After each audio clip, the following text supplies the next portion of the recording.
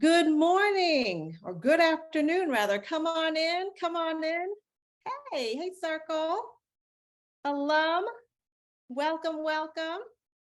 Hey, Anna. Hello, hello. Come on in, come on in. We're going to get started in a second, just giving everyone a chance to come in. Hi. We have an exciting event scheduled for you all. Come on in and get settled. Welcome, welcome. A few more people are connecting. Yeah, happy Friday. You made it. It's Friday, you did it. All right, well, welcome, Milestone Circles alum. Welcome back to the Circle. As you know, my name is Kamy Taylor, and I'm the director of Milestone Circles. And before we get started, as you know, I am going to ask that question. How are you feeling? How are you feeling right now? Scale of 1 to 5. You can put them up in the air or put it in the chat. How are you feeling right now? Fives. Well, y'all doing 10s. Priscilla. Yes. 4. Hey, Lynette. All right. Well, we are so thrilled to see you here today. And we ask that as we are going through this event that you are muted, your audio is muted until after our Q&A session at the end of our time together. But we do encourage you to post frequently in the chat throughout the event. We're now going to launch a couple of polls as quick temperature checks to see how you are doing and how you're feeling about yourself as an entrepreneur. So the first poll is going to pop up on your screen. How are you feeling about your business? How are you feeling about your business these days? Are you feeling fearful, optimistic, anxious, or are you just surviving? How are you feeling about your business?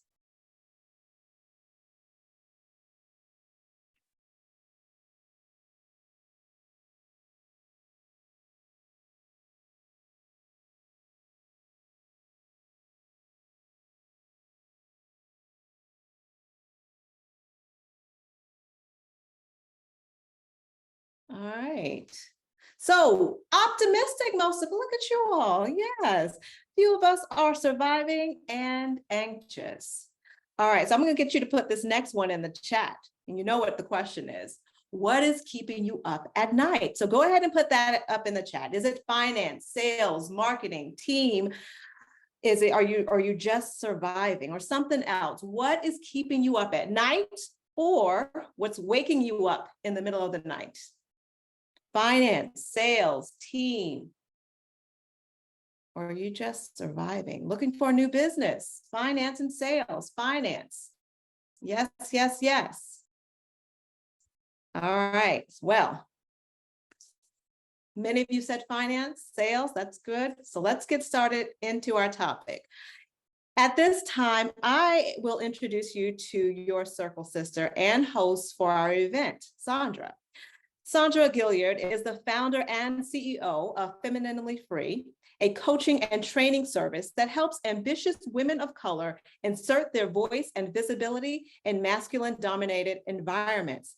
Sandra established her formal coaching practice in 2020 after spending 20 years providing training and guidance to hundreds of women trying to overcome and bounce back from emotional and physical career burnout. Sandra blends 25 years of corporate change management experience with graduate level training in personal transformation and human development. Her successful career as a professional storyteller enabled her to develop a service delivery model that utilizes narrative coaching as a powerful transformational tool.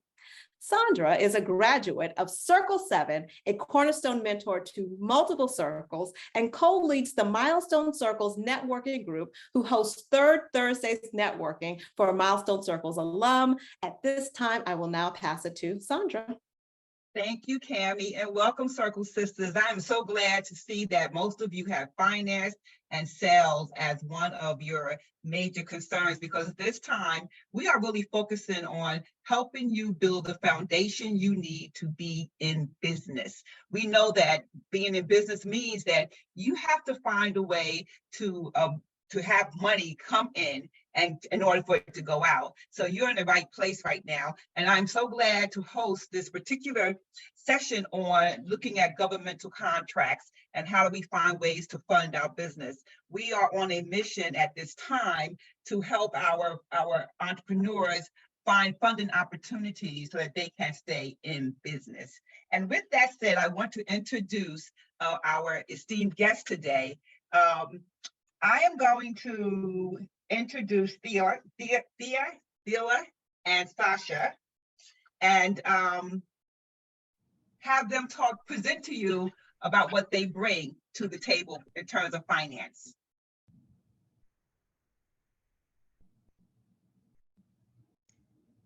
Good morning, everyone. I am Sacha Walton, and I am the owner of SWI Management Group. And I love helping entrepreneurs, especially women entrepreneurs, like grow, start, and sustain their business through multiple opportunities. With my company, I help with business development and strategic planning, marketing, and branding. So I have the full business suite. But today, I love talking about government contracting, and I got started in it with I think it was like 2018. I got started, and it was right before the pandemic in event services. And I quickly scaled to six figures within the first 6 months of starting the contracting. So it is out there. The opportunity to have the government as your customer, as a thriving customer, is there.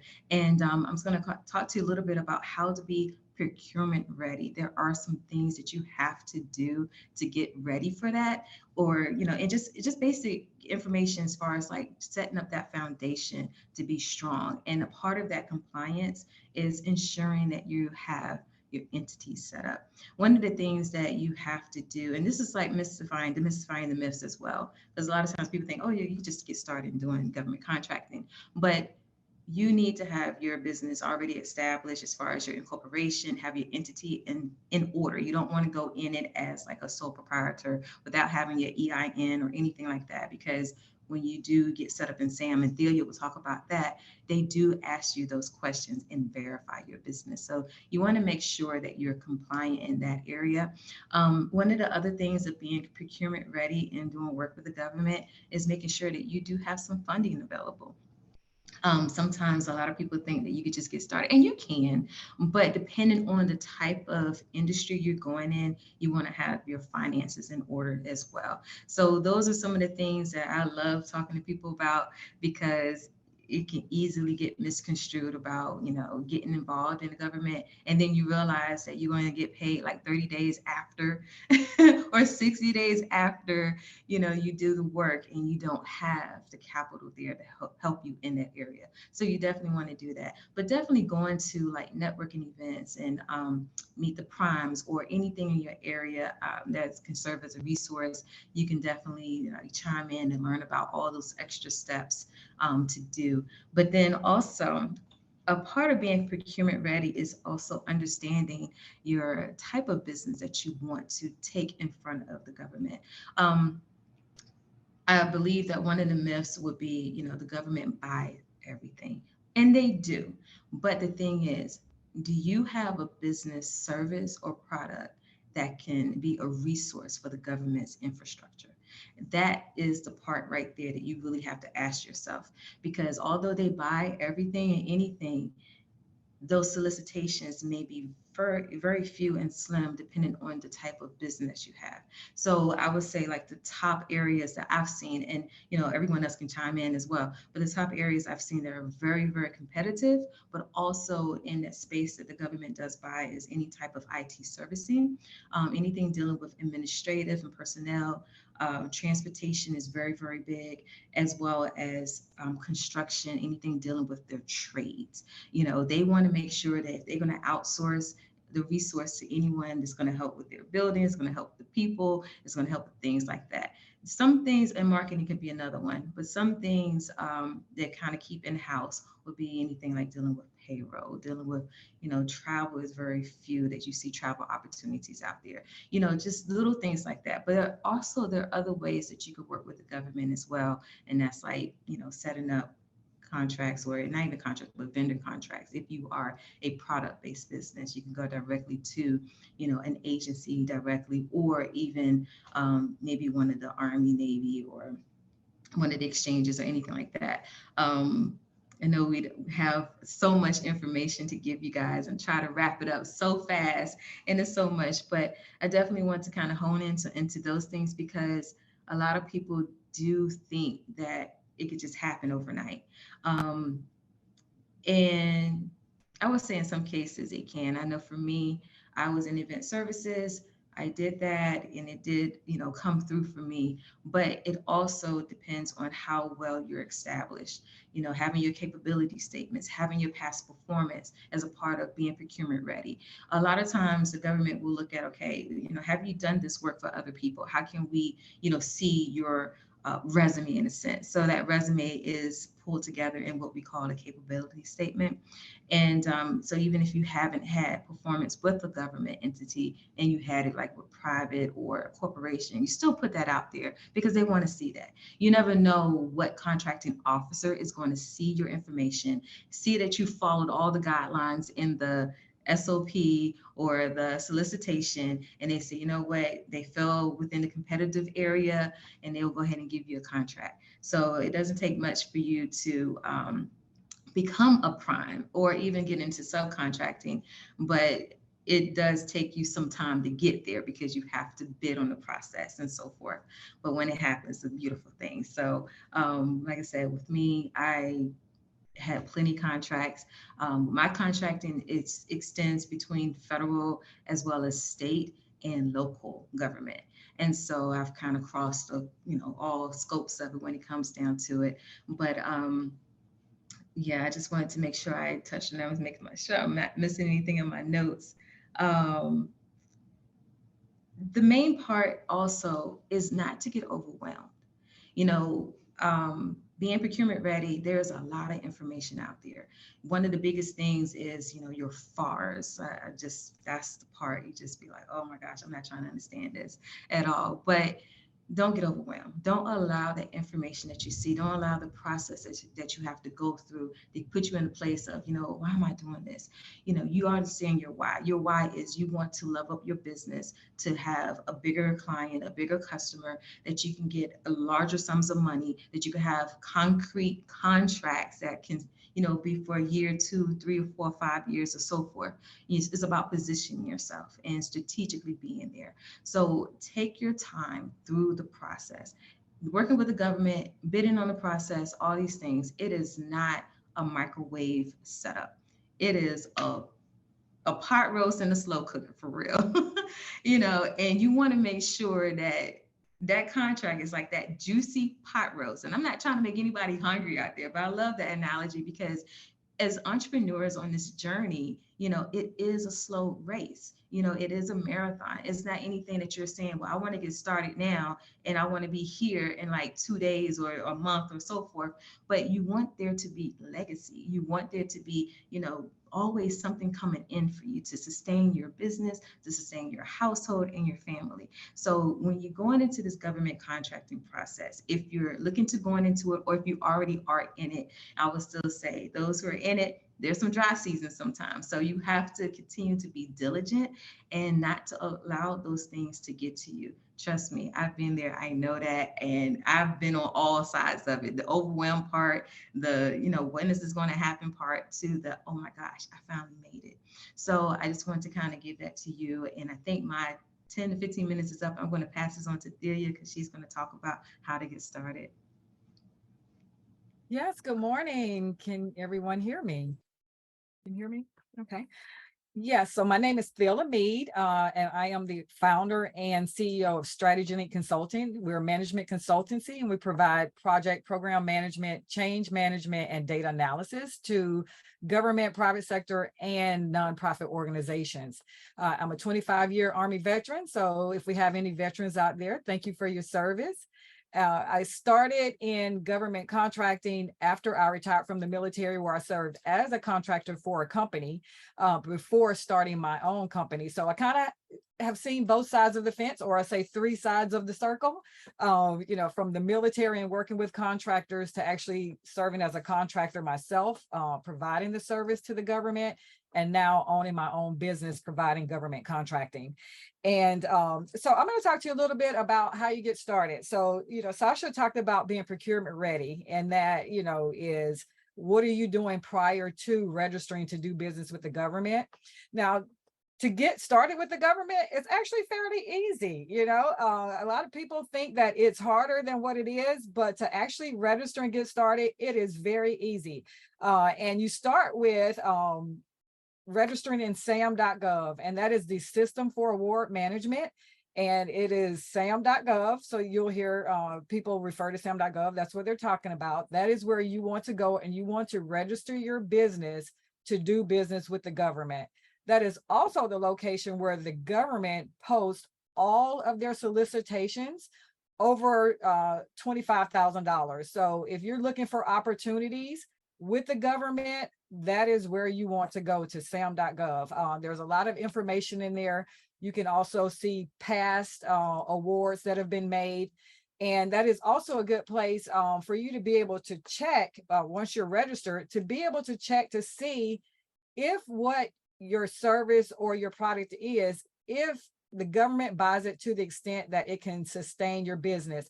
Sacha mentioned, you know, as a part of being procurement ready, knowing if the government buys your service or your products. And like she said, the government buys everything. You know, you'd be surprised, but does it buy it on the scale that it will sustain your business, that you can rely solely on government contracting?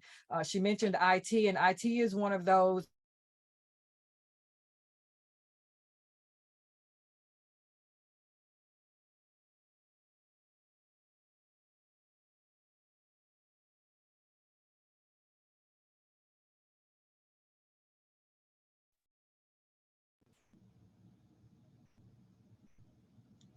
Okay, so while Thelia is coming back, I know she's been having some internet problems. Thelia, can you still hear us, and that you can keep talking, or? Okay, so until she comes, are you good? Okay. No, I think she's frozen.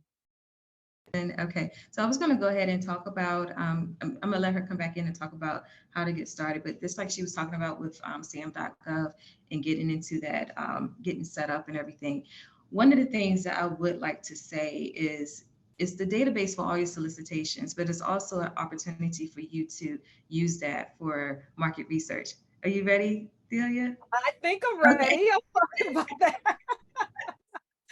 Oh man, I think I'm ready. Thank you, Sacha, for stepping in. I kind of heard the tail end of that about sam.gov. And so once you're registered, when you go through SAM, it's a fairly easy process, but you do want to make sure, or you do have some key pieces of information to make that registration process easy and seamless. And like Sacha said, you want to make sure that you have your government, your entity created. So whether that's an LLC, an S Corp, you want to make sure you have that created. In some cases, you will need an EIN, but you can register if you're an LLC using their social security number, or if you're a sole proprietor. Usually the EIN, if you don't have one, it's when you're going to start hiring employees to work for you that you do want to make sure at that point you have your EIN with the IRS set up. And if you don't know, your EIN is kind of your business's social security number. It's a unique number that's assigned to your business. But so when you do go in and you register, you want to make sure you have that information.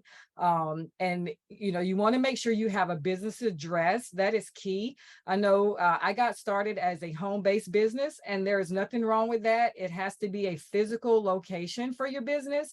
And now in this day and age, you know, we can have virtual offices.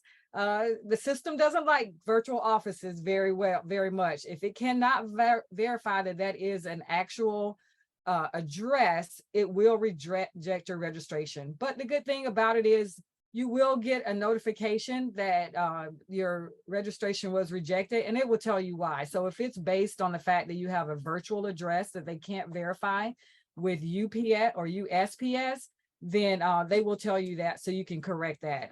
And I know there are a lot of resources that are out there now for actual business addresses that you can tap into for very little cost. But also, like I said, home-based businesses works just as fine as well until you can establish an office location if that's what you choose to do. Okay, so once you're registered in SAM, you want to make sure that, like Sacha mentioned, you have past performance, because the government, even though they do support small businesses, they want to know that you have done business before, so that they can make sure, with everything, it's a risk. They want to make sure that there's minimum risk doing business with your company. They want to make sure that you can actually provide the service or the product that you are advertising, saying that you can provide. And so any kind of past performance that you've done prior to registration is key. Sacha mentioned capability statement, which is your business's resume. You want to put that on your capability statement. And I know I did see someone ask, saying that they were registered in SAM, and where do they do the capability statement? Unfortunately, the capability statement is something that you have to create. Just like your resume, you create your capability statement.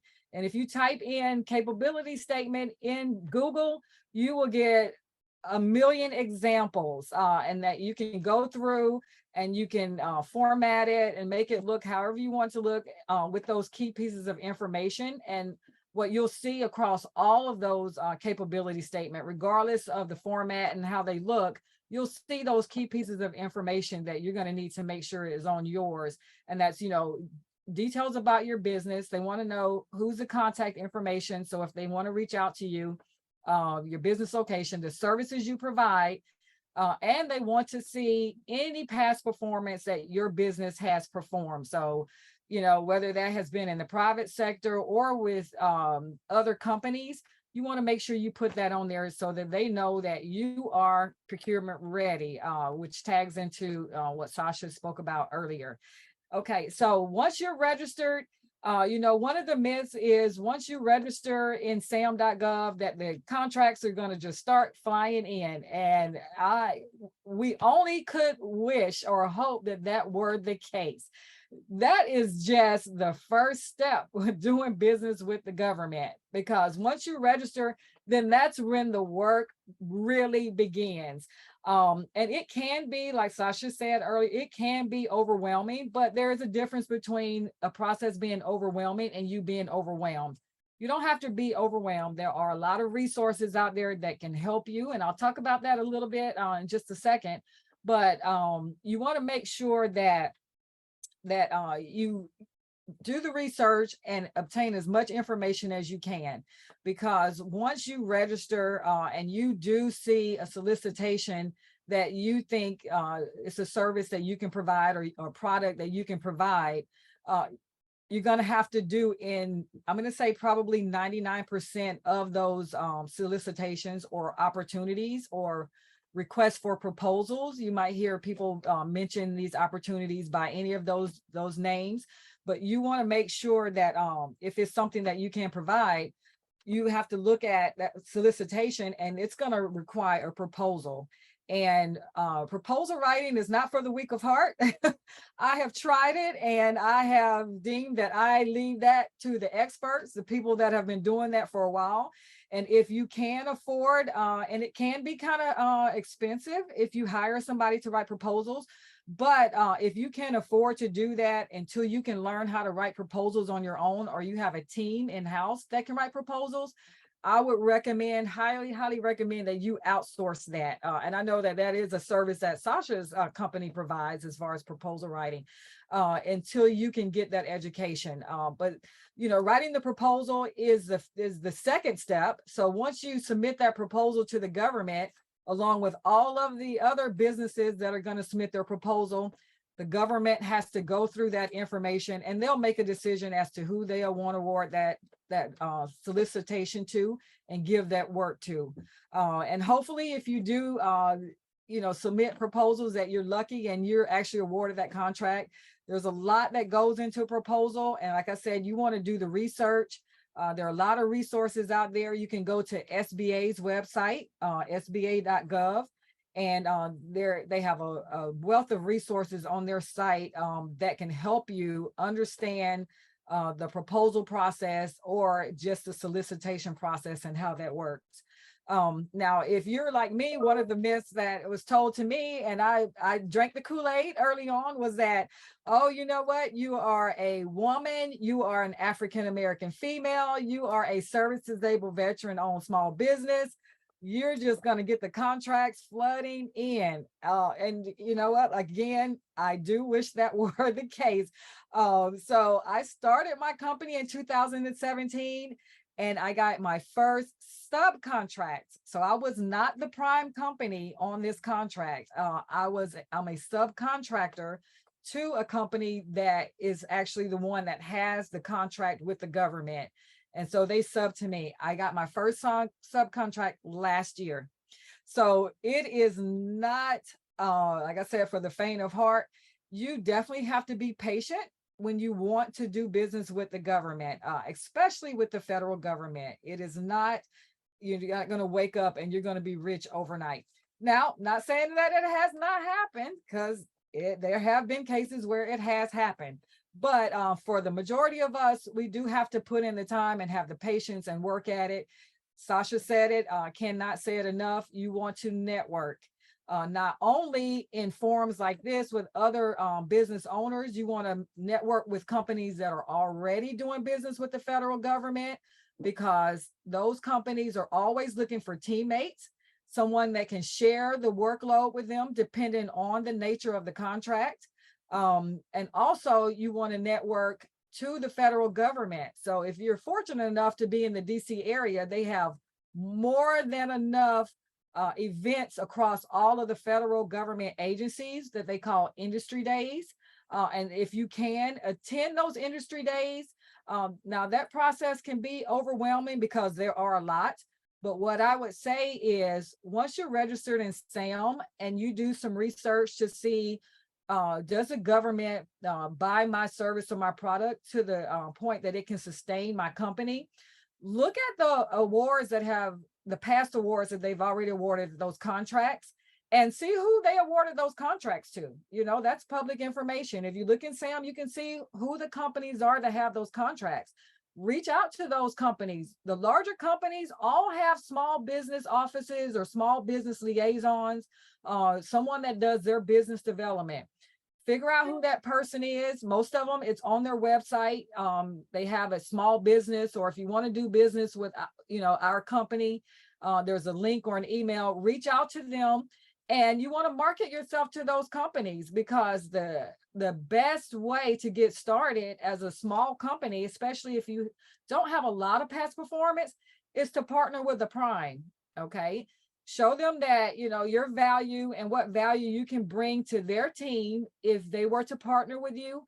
And you want to start out, that way as a subcontractor. That way you get your foot, in the door. You can get your processes in place, understanding what it is to be a subcontractor. And that way it'll position you a little bit better to be a prime contract and to actually submit proposals on the award, on the contracts that you see that you want to prime. Now, I mentioned women-owned small business, service-disabled, veteran-owned small business. Those are called socioeconomic statuses, and those the government will do what they call a set-aside. And across the federal government, they have a certain percentage of contracts within each agency that they require they set aside for those socioeconomic statuses. And that is to level the playing field, to make it so that we're all competitive, and that government contracts are not going to the majority of a specific group. So they want to make sure they're leveling the playing field to give everyone an opportunity. And trust me, there is an opportunity for everyone. Like I said, if you're patient enough, there is enough opportunity for everyone. So you can go to sba.gov, and they will have the list of all of those socioeconomic statuses. They even have one for hub zone. So if your business is located in a historically underutilized business area, that's called hub zone. So they do have a set aside for Hub Zone. Like I said, woman-owned small business, service-disabled veteran-owned small business. But go to sba.gov to get started. They have a lot of resources. Also within the communities, they have Apex. You might be familiar with the term PTAC, which is what they used to be called, but now they've rebranded under Department of Defense as Apex. You can search Apex, and there are Apex locations all over the United States. And you can connect with a counselor there who you can meet with, and they specialize in certain things. And you can meet with a specific counselor to talk to them about government contracting, and they can give you advice and connect you with resources in your local community to help you get started. Also, SCORE, which is an SBA funded entity. SCOREs also have mentors that you can connect with that will give you that same guidance and advice. But don't have to be overwhelmed. Like I said, there are a lot of resources out there that will help support you to be successful in your business, but definitely start with sba.gov and connect with your local Apex counselors, and they will definitely help you pave the way and build that foundation. Yeah, and I want to add to Thelia, to what you were saying. Even if you're not registered in SAM, you can still, and you're in this process of beginning to be procurement ready and how to get started, you can always go through SAM and just kind of research what type of solicitations are out there. One of the good things to know is your NAICS code, which is the North American Industry Classification code in the system. So you want to be able to see, okay, what code would match the business industry that you're in. And then you can actually look at that, do a search through it, look at it to see if, the solicitations can be something that you can go ahead and bid on when you get ready to start that process. One of the questions out here says, where do you find dates for the industry days? You find that in SAM as well. So if you're in SAM, just go ahead and do a search and say industry days, and then that way you can see where they have them at, and whether you're in that local area or you can travel to it, it's beneficial to go because you can meet a whole lot of people in that area. And one of the tips I would like to say, even with the contracting piece, Delia talked about getting connected with those who are in the business offices at these agencies. If there is anything out there that is under $10,000, they don't have to put a solicitation out there.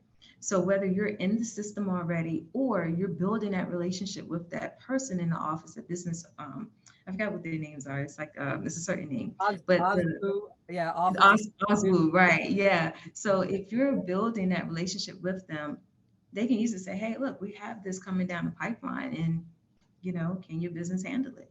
Under $10,000, they don't have to bid for it. So those are just some of the tips, and it's very beneficial because, like you talked about, that proposal writing is a lot to it, and that's really going to get your whole opportunity with contracting anyway. So you're being set up with the set asides and everything. But when you know how to write those business proposals or those proposals for the selections, the opportunities that are there, then that's really going to be the thing that help you to be competitive in pricing, as well as understanding the scope of work that is in there. There are two sides to the proposal. There's the financial side and the technical side. And if you don't match any of those, you're not going to be in the running for the opportunity to be selected. If you miss the technical piece and win on the financial side, you can still lose the whole opportunity in bidding in the contract because you have to understand those. So it's like little tips. I ain't gonna get into all of it, whatever, because I love this whole thing just like Thelia does. But yeah, I'm gonna stop there. You go ahead. Anything else you have before we have to stop? I'll keep going. I just want to add real quick, and thank you, Sacha, for mentioning the NAICS code, because that is important, that you know your NAICS code, because that's how the government identifies or will solicit the service or the product that they're looking for. They use a NAICS code, and that's based on the industry that your business is in. I wanted to add too, the OSDBU is what Sacha was referring to, is what they call the offices within the federal agencies. And it's the Office of Small Disadvantaged Business Utilization. One thing I would recommend when industry days is you try to narrow down your target agencies, because if you're trying to market to all of the federal agencies, it will be very, very overwhelming. So if you narrow down to a few federal agencies, maybe, you know, they provide, or there's what they do, their work is, you know, near and dear to your heart, or you see in sam.gov that one particular agency tends to buy a lot of your service or your product, then you want to focus on those agencies, narrow it down. I would say, you know, starting out, maybe narrow it down to 3 agencies, and then you focus on those. You can also go to the agency's website to see when they're having industry days. The OSDUBU office for most of the agencies do a pretty good job of putting on their website when they're having events. And so if you target it to like 3, you won't be so overwhelmed, and go to those. And also, like Sacha said, sam.gov, a lot of times they will put in sam.gov that they are having an industry day, and attend those and network, you know, with other businesses that are there, but also with the government procurement folks that are there as well. And I want to say, I know we're running out of time, but I know Zoe is going to put our email addresses in the chat. So if you email me, we have a little small doing business with the government, federal government guide that has a lot of the links that we talked about today. Those are in there. So if you're interested in that guide, just send me an email and I'll be more than happy to email that to you. Oh, that was amazing. Thelia, Sacha, thank you so much. They'll be back with us in a moment for Q&A, but rich information. Take a deep breath. That was a lot, but it was good, wasn't it? Go ahead and write down your questions, put your questions down and get ready for that in a few minutes. But first, we have another special guest. Those other 2 guests, fabulous women, or your circle sisters. But we have another special guest here with you today, Karine Apollon. Karine is the New York City Department of Education's Chief Diversity Officer. In this role, she leads the DOE MWBE, Minority and Women-Owned Business Enterprises, strategies to greatly expand economic opportunities for women and minority-owned businesses and diversity, equity, and inclusion strategies in hiring practices. Previously, Karine served as the Chief Executive Officer of the educational nonprofit Reading Partners. Prior to this, Karine worked for over 2 decades in a variety of leadership roles at the children's publisher Scholastic, where she scaled literacy and mentorship initiatives and launched Scholastic's family and community engagement work with a focus on supporting and empowering marginalized communities. It is my pleasure to present Karine. Good afternoon, everybody. Kamy, thank you. And such amazing information came from my partners that are just sharing all the information. I want to do something a little bit more interactive. I'm going to share some information with you as to why government contracts could be a huge opportunity for everyone on this call. In the past, historically, government contracts only accounted for about 20% of the GDP. Or during the pandemic, it accelerated to about between 25% and 30% of the GDP. And on the go forward spending to GDP, government contracts are projected to trend around 35%.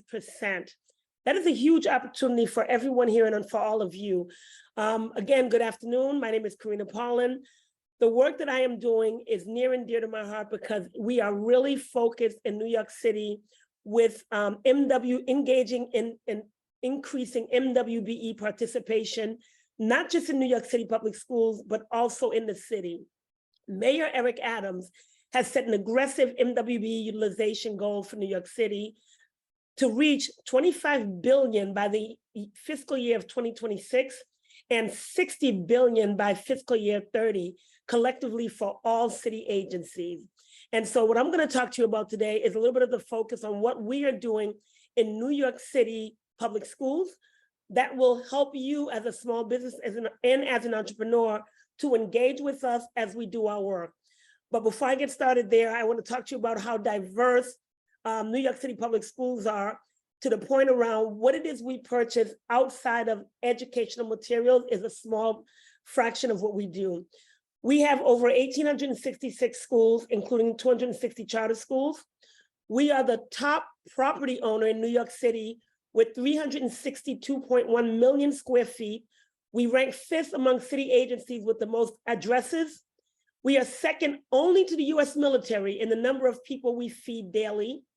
We have over 130,000 employees, and we have a multi-billion dollars of overall spend, what is called our other than personal expense spending on an annual basis.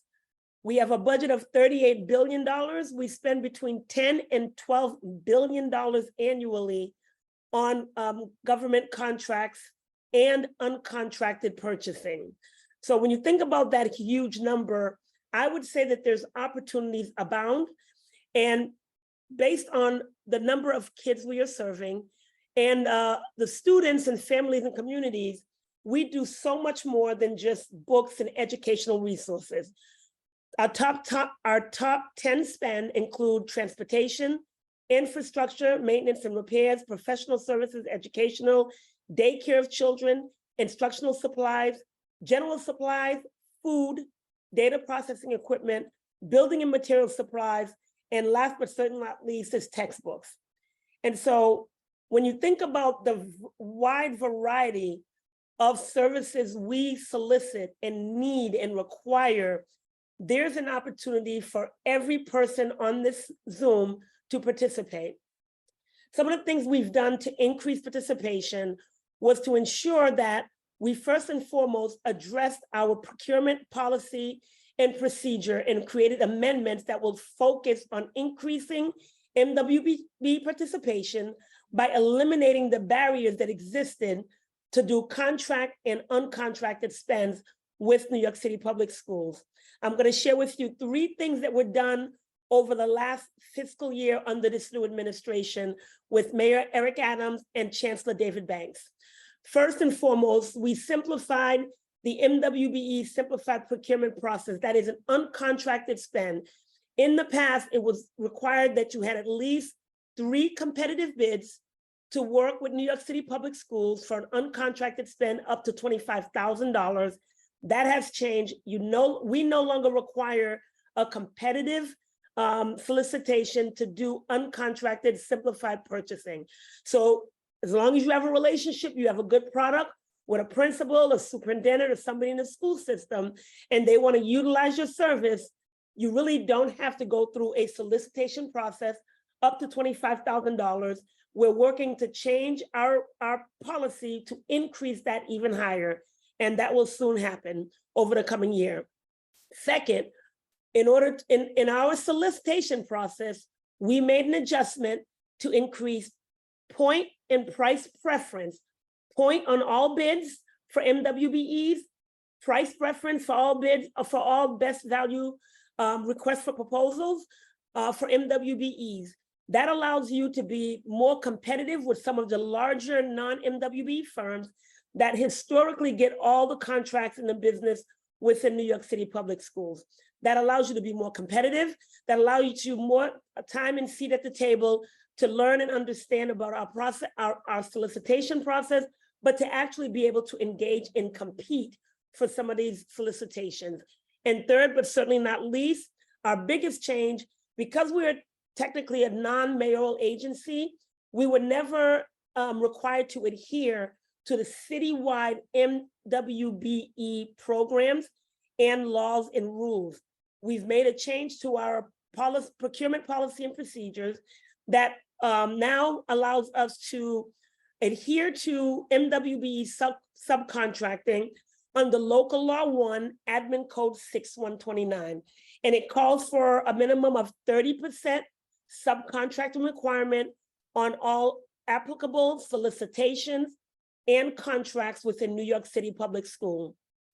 That is a huge opportunity for everyone here, because while we are seeking to increase our prime vendors, becoming a subcontractor allows you to get that expertise and experience that's necessary so you can build your business.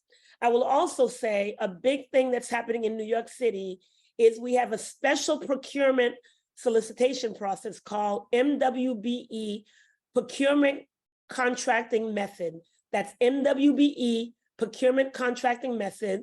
And the acronym is MWBE PCM. And that is a special solicitation method that is only focused on working with MWBE firms so that you're competing with like businesses, like size businesses, that allows you to get contracts. Currently, it is up to $1 million for each contract for MWBE PCMs. Legislation and the governor just approved an increase to $1.5 million per contract basis. So this allows MWBs and entrepreneurs and small business an ability to be able to compete against each other so that your chances of winning a solicitation in a contract is much higher, and it's less competition with the larger firms that have greater experience and more resources available to them.